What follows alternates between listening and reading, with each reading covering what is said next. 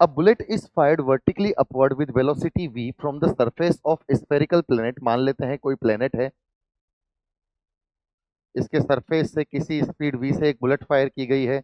When it reaches to maximum height, जब ये अपनी मैक्सिमम हाइट पे पहुंचती है, मतलब ऐसी जगह पर पहुंचती है जहां पर जाकर इसकी वेलोसिटी जीरो हो जाए, due to maximum height, its acceleration due to the planet's gravity is 1/4 of its value at the surface of the planet. इसकी जो ग्रेविटी यहाँ पर इसको मिलती है, which is nothing but इसका g effective is nothing but g/4 इसको देखने को मिलता है, where g is at the surface and g effective is at this h height.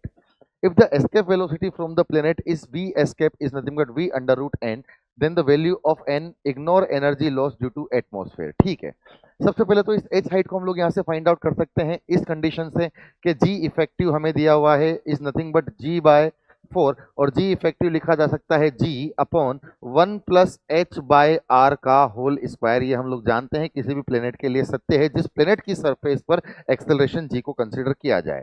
g and g will get cancel out.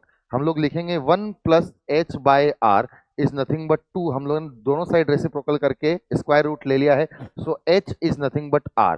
मतलब basically वो r height तक जाए तो उसका जो एक्सेलरेशन है वो g/4 हो जाएगा.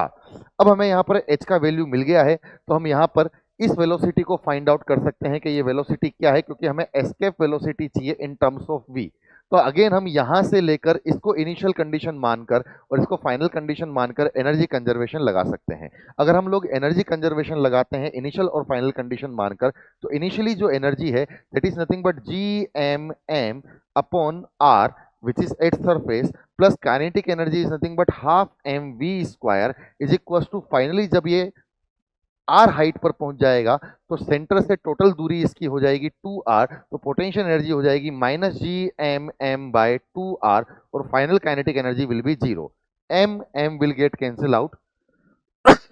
if I'll take this to this side, it will become v is nothing but under root gm/2r. now this is the velocity जिससे अगर हम पार्टिकल को फेंकें तो पार्टिकल हमें बेसिकली h हाइट तक जाएगा जहां g इफेक्टिव g/4 हो जाए. नाउ हम लोग जानते हैं कि escape velocity is nothing but under root 2gm/r.